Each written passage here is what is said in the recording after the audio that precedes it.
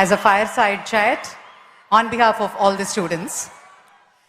Sachin ji, you grew up in a home where your father, Ramesh Tendulkar ji, was a professor, but your own journey was in the cricket field.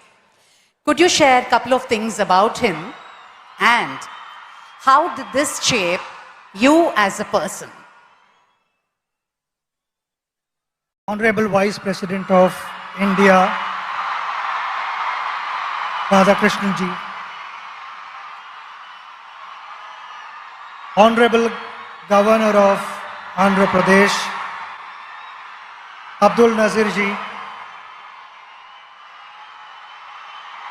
Honorable CM of Andhra Pradesh, Chandrababu Naidu ji,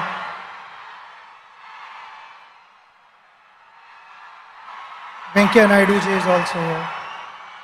Dignitaries on the dais, ladies and gentlemen, all my friends, brothers and sisters, namaskaram.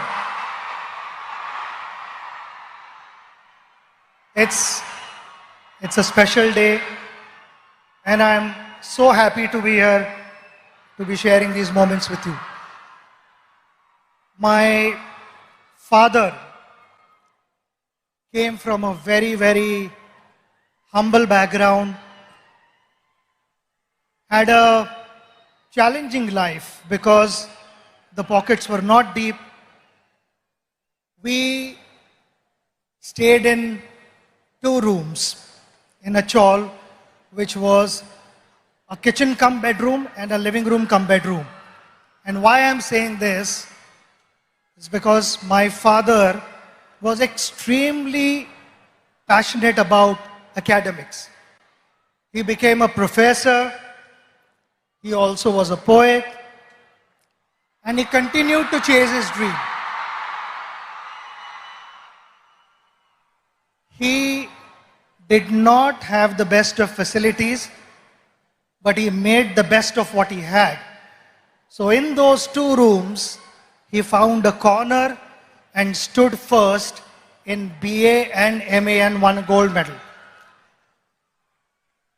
When I was growing up and I watched him, he was extremely gentle, extremely patient with me.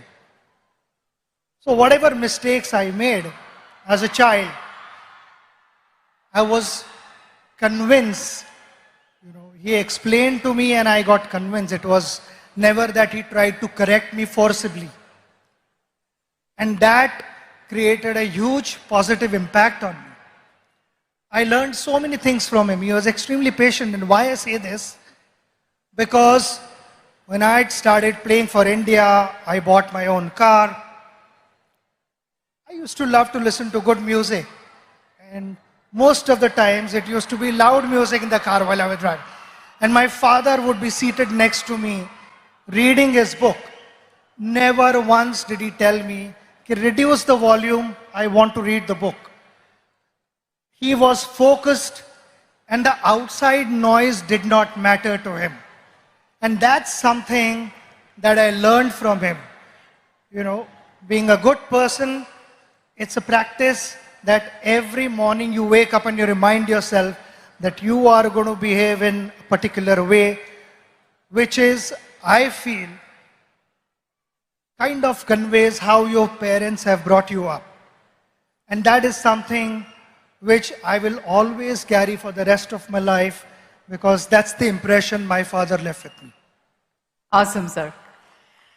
Sachin sir, in both academics and sports, students today face immense pressure to perform. From your experience, how do you deal with this pressure? Pressure is on everyone at every level. You meet any individual in this room, we will have pressure. There are 2 types of pressures. One is external and one is internal pressure. External pressure is all about what the world is saying about you. I think in today's world, when social media is so active, people want to know what is being said about myself. Generally, every individual is bothered about that. When I went out to bat, you have to learn how to use that to your advantage.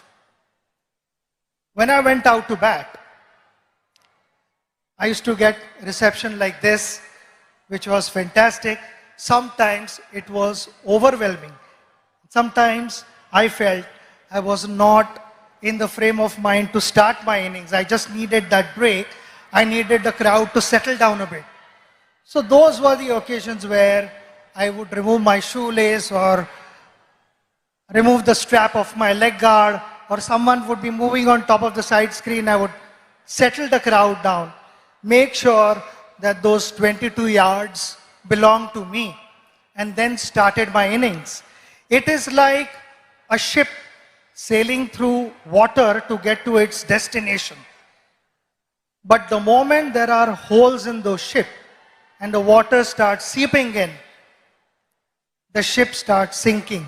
And that is exactly what I'm trying to tell you, that external pressures will be there. You need to shut off. You need to stay focused on what you want to achieve in life. We come to internal pressure. Internal pressure is actively led by your conscious mind. When your conscious mind is moving ahead of the moment, it starts putting multiple scenarios in your head which are imaginary. Failure, consequences, disappointments, and all these things, they kind of freeze you. They increase the pressure. The idea is to stay in that moment.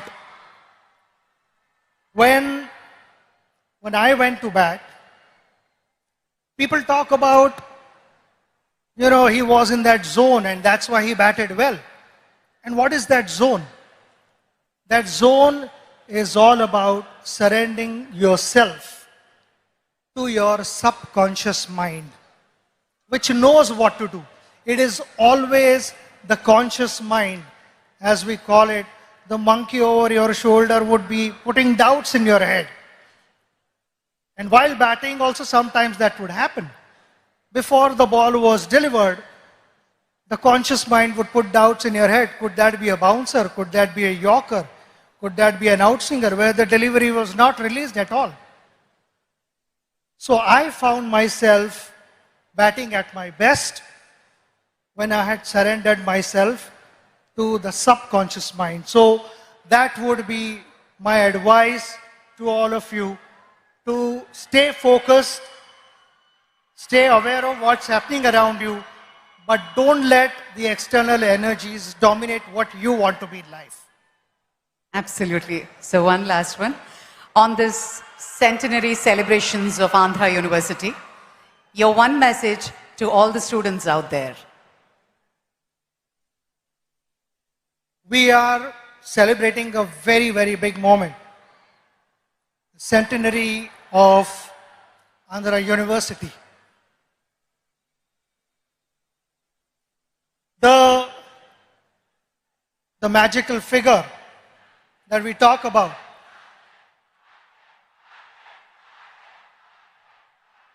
happened with the contribution of many. The teachers who taught for decades.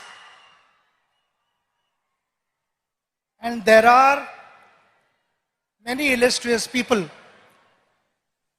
who have been able to shape our country, who have to give a new meaning to the youth of India, who have guided them. And all these things would never have happened without the guidance of all those teachers who imparted knowledge with a lot of humility and integrity. But those were the last 100 years. With impeccable reputation of the university, the responsibility lies on the next generation and generations to follow. Now, how do you, with such impeccable reputation, please understand that the expectations are going to be high. And if the expectations are high, the responsibility automatically increases. I want to take this opportunity to wish you the very best of luck, because I know my father, being a professor, how committed he was and what gave him the most satisfaction when he got to hear good things about his students. I personally felt that was his greatest return gift. And so would be the teachers of this university. At the pace that the world is moving, there will be a lot of innovations. Plenty of things would be expected of you in different spheres of life. My simple message to you, which I followed throughout my journey, was we all want to be successful. Success never happens overnight. It takes time. We have to be patient and follow the right path. While doing so, while chasing your dream, don't cut corners and find shortcuts and compromise values. That is going to be extremely important for our country to move forward and for you to set examples for the next generation. I again want to thank you for having me here and giving me this opportunity to spend this wonderful moment, which I will cherish in my life. And the love and the affection that you have showered upon me will always stay in my heart. It is priceless for me. So thank you very much. Namaskaram, and God bless you all. Ladies and gentlemen, that was Bharat Ratna Sachin Tendulkar ji here at the Andhra University.